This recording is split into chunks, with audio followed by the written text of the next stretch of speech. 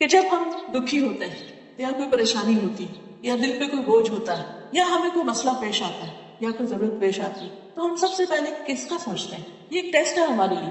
ہمیں سب سے پہلے اللہ سبحانہ وتعالیٰ کے بارے میں سوچنا چاہیے کہ وہ ہے نا. کیا مشکل؟ کوئی مشکل نہیں، کیونکہ وہ ہے. جب لوگ سو جاتے ہیں تو اس وقت بھی جاگتا ہے. جب لوگ بھول جاتے ہیں اس وقت بھی یاد رکھتا ہے.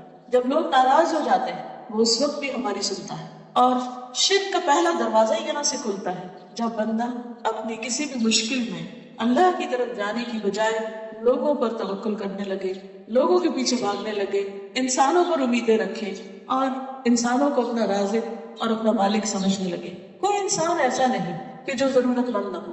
کسی بھی انسان سے جا کر مل کے دیکھیے، چاہے وہ غریب ہو یا امیر. دنیا کے غریب ترین انسان کو بھی اور امیر ترین انسان کو بھی اور ان کے بیچ کے بھی لوگوں کو، سب کے سب محتاج، سب کے سب ضرورت مند ہیں اور سب کی ضروریات صرف ایک رب ہی پوری کر سکتا ہے، کوئی بندہ نہیں کر سکتا. اس لیے لازم ہے کہ ہم اول و آخر اسی کو پکارے، اسی کی طرف رجوع کریں کہ اللہ تعالیٰ ہے اور وہ سنتا ہے اور وہ مشکل آسان کرے گا اور ضرور کرے گا، کیونکہ ان اللہ علی کل شیء قدیر، بے شک اللہ ہر چیز پر قادر ہے. اسے کسی سے مشورہ نہیں کرنا، اسے کسی سے مانگ کے نہیں دینا، کیونکہ سب چیز اس کے کنٹرول میں، اس کے اختیار میں. نوح علیہ السلام کے بارے میں قرآن مجید میں آتا ہے سورۃ الصافات 75، وَلَقَدْ نَادَانَا نُوحٌ وَلَنِعْمَ الْمُجِيبُونَ، اور البتہ تحقیق نوح علیہ السلام نے ہمیں پکارا تھا جب لوگوں نے انہیں انتہائی تنگ کر دیا اور ان کی بات مان کر نہیں دیتے تھے تو اس مشکل میں انہوں نے ہمیں پکارا تھا. وَلَنِعْمَ الْمُجِيبُونَ، ہم کتنا اچھا جواب دینے والے ہیں. اللہ نے ان کی دعا سنی، بہترین طریقے سے سنی، دعا قبول کی اور ان کی مشکل آسان کر دی.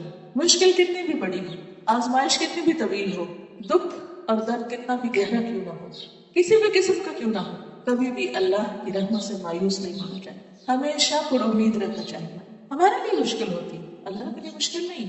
انسانوں کے خزانے ختم ہو جاتے ہیں، اللہ کے ختم نہیں ہوتے. اور پھر ہماری عقل جواب دے جاتی کہ کسی مسئلے کا حل کیا کریں، کیسے کریں، لیکن اس کے علم کی کوئی انتہا نہیں. اس لیے ہمیشہ ہر حال میں، ہر موقع پر، چھوٹی ضرورت میں اور بڑی ضرورت میں اسی کو پکارتے رہنا چاہیے.